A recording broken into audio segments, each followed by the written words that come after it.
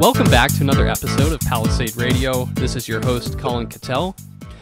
Returning guest on the program today, he's the chairman of First Mining Finance Corp, as well as CEO and president of First Majestic Silver. We have Keith Neumeyer on the line. Keith, welcome back. Well, thanks, Colin. It's a pleasure speaking to you again. I understand that you've had a busy travel schedule the past few weeks. You're now situated back in Vancouver. What have you been up to the last few weeks?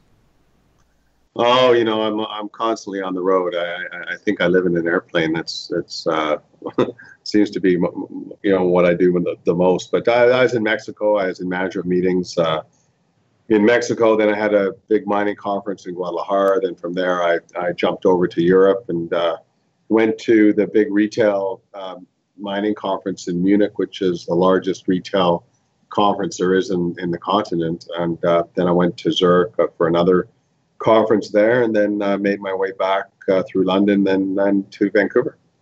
Wow, quite a schedule there. Well, I'm happy we've gotten some time with you. I wanted to discuss the overall markets and look at what's going on with a lot of the mining shares these days. Performance has been a little bit lackluster for gold bugs looking to get a bid on some of these shares. So maybe starting off, Keith, gold, along with many other commodities, performing well or not badly on the year, yet the stocks seem to be performing quite poorly. Does this surprise you? Well, the institutions just simply are not in this market. And without the institutions in the market, it's very difficult for these stocks to really do very much. You've got a very embedded, retail shareholder base in most of these companies who are, obviously bulls in gold and silver and in other metals. And they're really the ones that are keeping these markets, the way they are, somewhat, I guess, flat. But until, we see, a crack in the major markets and people stop making money chasing the next best high-tech stock or company, or the FANGs, making money seemingly every day on new highs in the Nasdaq and the S&P, they're going to keep chasing that market, and then when it changes, then the money will flow into the mining equities. Keith, as you know, we had Eric Sprott talk at our conference down on Jekyll Island, and the title of his talk was "We Are Indeed in a Resource Bull Market." I heard you a couple weeks ago in an interview state that bull markets are oftentimes unrecognizable while you're in them, certainly in the beginning, and that can certainly be said for the case with gold right now. This also happened in early 2000s. Do you draw a lot of comparisons between the two? Well, I've been saying that for a while now, that this very much feels like 2000. I remember, Y2K, and you could raise money on any .com business plan that you might have where it had no revenues and no hope for success, but people were still investing in companies like that, and it was a very interesting market. And the mining sector was down and out, and it wasn't really until 2001, 2002, after the Nasdaq had started to crack quite substantially, that the mining sector woke up. And I was heavily investing in the mining sector in the early 2000s, and did quite well, and of course put First Majestic Silver together in the early 2000s as well. And we were picking up old silver mines that were shut down, or at least some were operating, but somewhat poorly being operated. And we picked them up for peanuts, as far as I'm concerned, because I had a vision, and which turned out to be, obviously quite accurate. And we saw the metals, gold and silver, and the other metals rally substantially. And it's going to happen again, all over again. But as I said earlier in your previous question, we just need to see these other markets. So maybe we don't need to see a crash. I'm not saying that, but we need. We need some, some sane-ness in the marketplace, where the money just stops chasing the Dow, stops chasing the S&P every single day, and the institutions start to recognize the valuations of some of the mining companies and stocks, mining stocks, and it will happen, and it'll be slow. That 10-year bull market from 2002 to 2012 didn't go straight up. There was many times that there was huge corrections. And we saw, this bull market that you referred to earlier, that Eric has said that we're in, which I absolutely 100% agree with, started in early 2016, and we had a very nice run for 6 months where we had many companies up 300, 400, 500% in some cases, and now we've seen quite a good correction, 50% plus correction, and now it's time, I think, to be re-entering this market. And I've been picking my investments over the last couple of months because I think these valuations are just so good, and they're not going to last that much longer. Drawing a comparison to the 2000s is exciting because that bull market, as you just explained, was so epic in proportion for resource investors. I would certainly be willing to wait for quite a while longer if we're going to enter something similar to what we saw then. Do you suspect similar gains could be ahead, maybe less, more? What do you think is coming down the pipe the next few years? I think it's actually going to be a bigger rally. It's just because there's more money out there. There's a ton of currency in circulation. There's more wealth. There's big institutions chasing these markets. When you see the Nasdaq and the S&P making new highs every single day, that's big money. You're talking about billions and billions of dollars that are being thrown into these markets. And if the mining sector even got a small percentage of that money, it would light the mining sector up quite dramatically. And I think that's exactly what's going to happen. And but these institutions, they're prone to or they're shy to losing money. They don't like to lose money. So they want to see this sector start to go up a little bit, and they don't mind coming in 10 or 20% after the move has started. And when the money starts to flow, it'll flow big time. And if you just look at the metals themselves, and these numbers may sound crazy to some of your listeners, but this is my belief, and this is where I'm coming from. This is why I'm investing today. And we started at $250 gold back in 2002, and it hit a peak of 1900. That's 8 times move. And I put First Majestic together when silver was $5, and I predicted it would go to 50. It did. That's a 10 times move. So our lows that we saw, in January 2016, we saw gold at 1330, and we saw silver at 1630.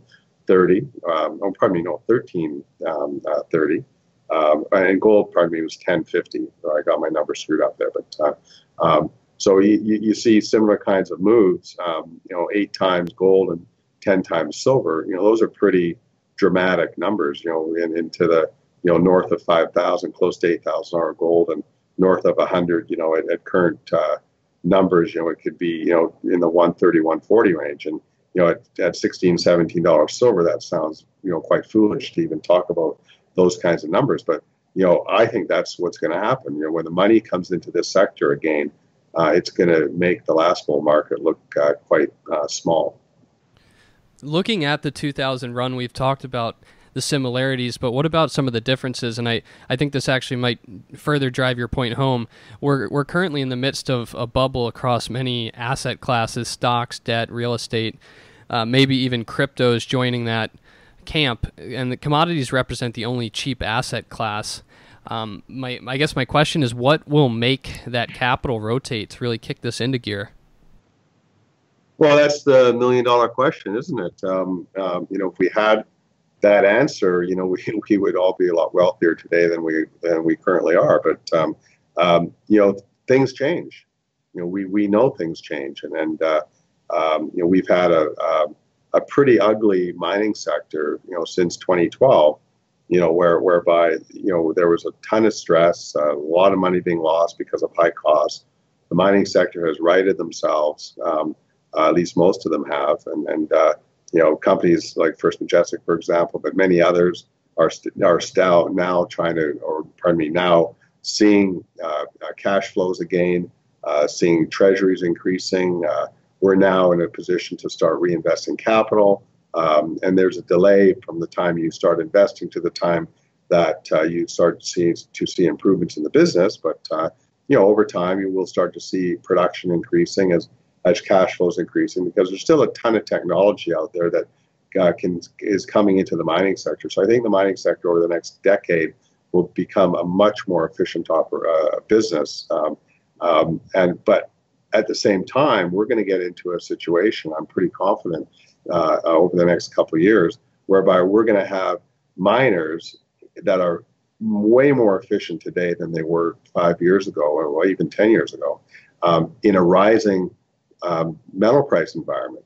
So we're going to see, I think, a double whammy where we're going to see a huge ramp up in cash flows and profitability just because of the efficiencies that the miners have brought into their businesses and will continue to bring in their businesses over the 10 years. So I think the mining sector is a great place to be over the next decade, and you just never know when it's going to turn on. But you know as well as I do, Colin, that this market, when it moves very, very quickly. And I don't mind being wrong for the first, if I buy a stock at 50 cents, if it goes to 30 cents, as long as the fundamentals are still in place, I might buy some more. I may not buy more, but I'm prepared to be wrong when I first buy something. And I think buying the mining sector, I think investors need to be prepared to for this exactly the same thing to happen to them. But when it turns, all of a sudden that 50-cent stock could be a dollar stock or higher even, and at that point you just don't want to chase it. So I'm price sensitive when it comes to my investing dollars, and I like the prices right now in the marketplace. Keith, moving over to more commodity specific talk. Gold is a little bit lackluster, as I mentioned at the beginning of the interview, but silver seems like it's suffering even more from investor sentiment. Very few people talking about silver right now. That probably, in your contrarian sense, has you quite excited. What's your take on silver at the moment? Well, it's a bit of a joke, quite frankly. We've seen zinc prices, almost go up 3 times, from 60 cents to $1.50-ish, and we've seen lead double. We've seen copper go up almost 50%. We've seen oil now starting to move, and of course forget about the battery metals. Nickel and lithium and cobalt, they've just gone crazy, and gold and silver seem to be just caught in this flat line for whatever reason, and it's interesting. But silver, quite frankly, most people, and I travel around the world, as you mentioned earlier in the intro, and I talk to a lot of big institutions about silver and about gold, of course, and people generally think of silver as a cheap gold, and they put silver in the same camp as a precious metal, and I think that's completely incorrect. Silver is a strategic metal. Without silver, we couldn't be having this phone call without silver, or this Skype call. You wouldn't be able to get to work every day. Your house wouldn't operate, or at least not in the current way it operates today. And to go green and do all the things that we want to do as a human race, we're going to need a ton more silver.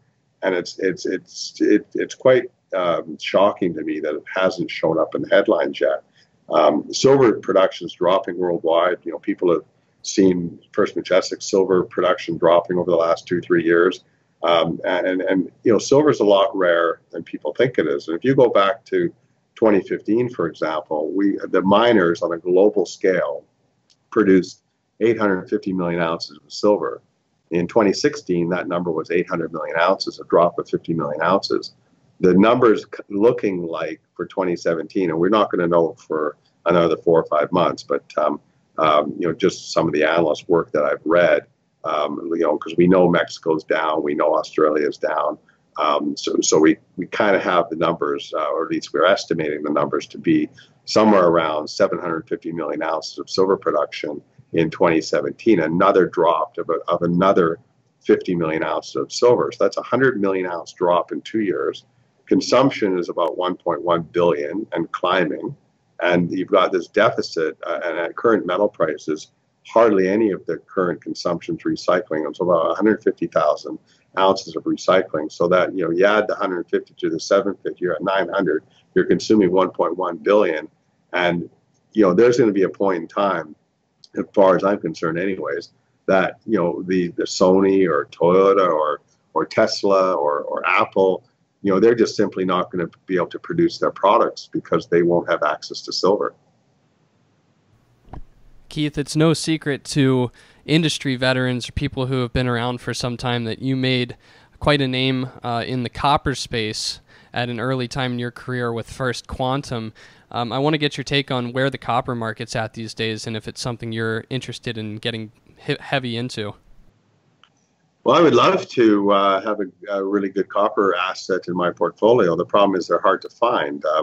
I was heavily invested in Ivanhoe, and I'm now out of that stock. You know, it went up 10 times, and and when the stock goes up 10 times, you have to take profits. At least for my money at 10 times, I'm happy. So I'm looking around for another copper project, but I love copper. I think that copper, silver are your two most critical metals that you need to have in your portfolio. Those are the green metals. And Robert Friedland says it all the time. He doesn't really talk about silver very much, because his assets in Africa, that are owned by Ivanhoe, aren't really silver rich. They're more zinc and more copper. So he talks a lot about those two particular metals. But he's right in his comments about copper.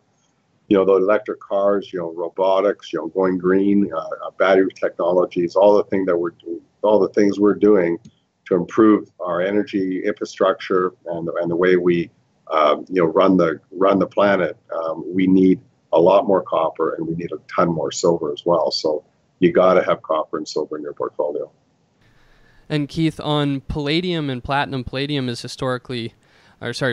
very low historically to gold, and then it's also historically very low to palladium all of a sudden. Are you interested in these metals? They're tied, at least in investors' minds, to gas vehicles, which people are starting to perceive might not dominate forever in the future.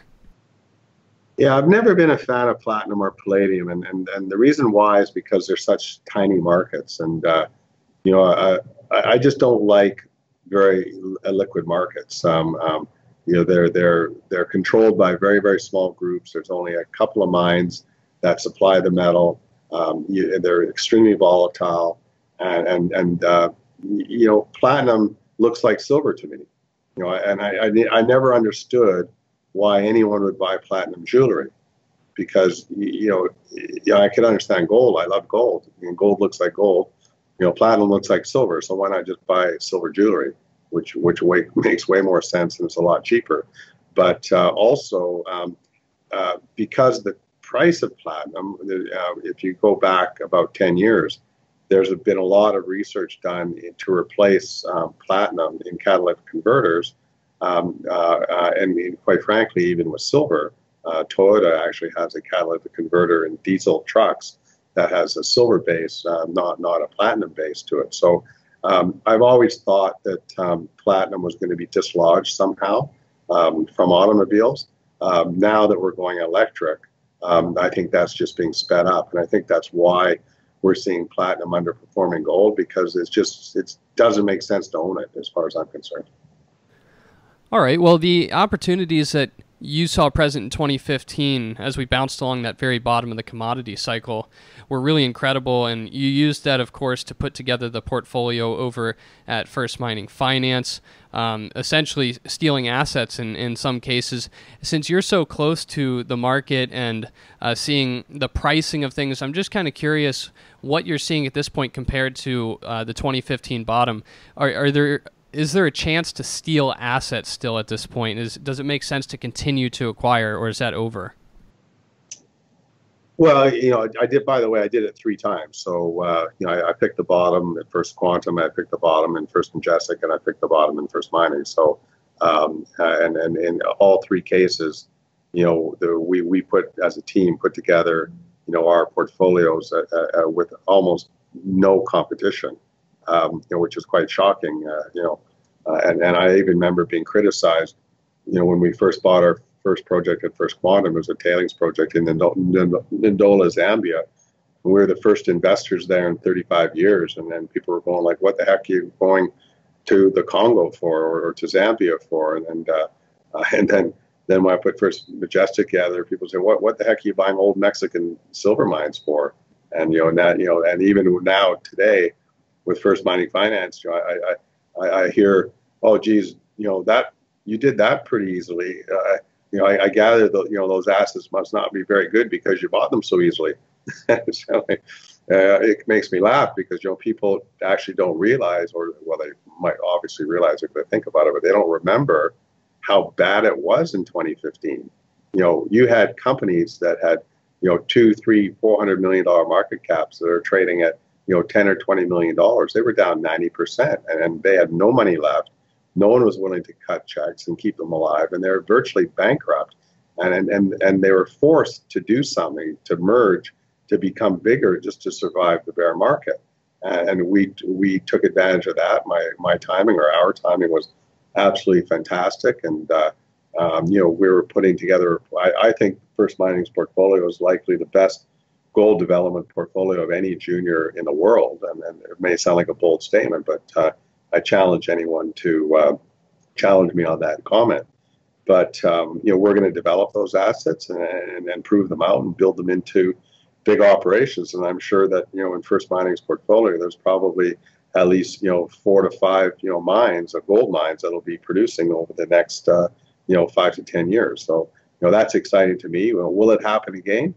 I don't think so. I've been doing this for 34 years now, and I've never seen, even though I've seen lots of bear markets, I've never seen a bear market that bad before. When we saw valuations of gold in the ground trading at less than $10 an ounce, and that was amazing. And I was very happy that we were so successful in putting together the portfolio we did. Last question here for you, Keith, before I let you go.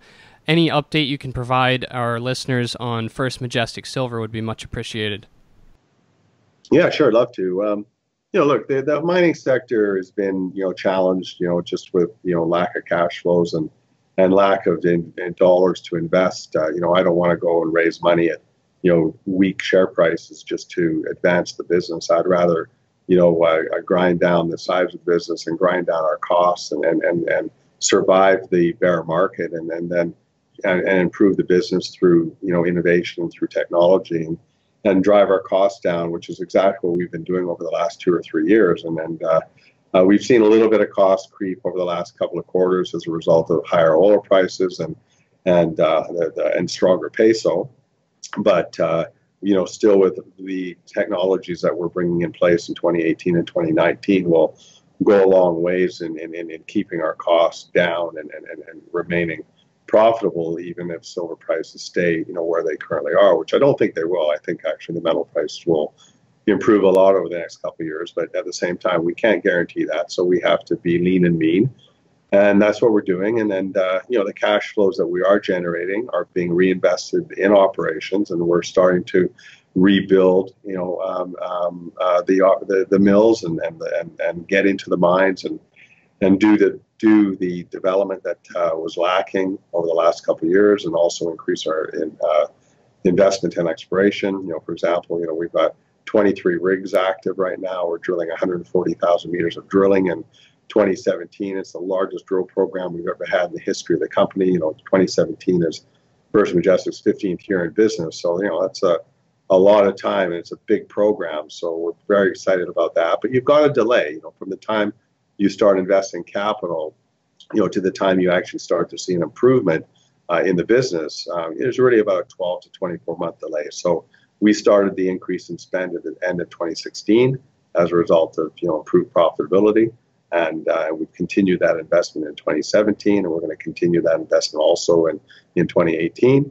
And we'll start to see increase in production by mid-2018, we're expecting, and that's going to continue on in the next few years. And if we get an increase in silver price, which again I think is going to happen, we're going to be able to even increase our investment even more than we currently are, and that's going to even grow the business even greater. Great. Well, Keith, it's always a pleasure getting you on the show. Thank you so much for lending us half an hour of your time here, and hopefully we get you back on the show in the new year with some improved mining equity prices. Yeah, it would be nice. But as I said, it's these prices I like. So I've been accumulating some of my favorite stocks over the last couple of months, and I'll continue to do that. And eventually I'll stop doing that because the prices will start to rise, and it's just a matter of time. It's not a matter of if. Keith, many thanks for coming back on the program. Great, Colin. Good chatting with you again.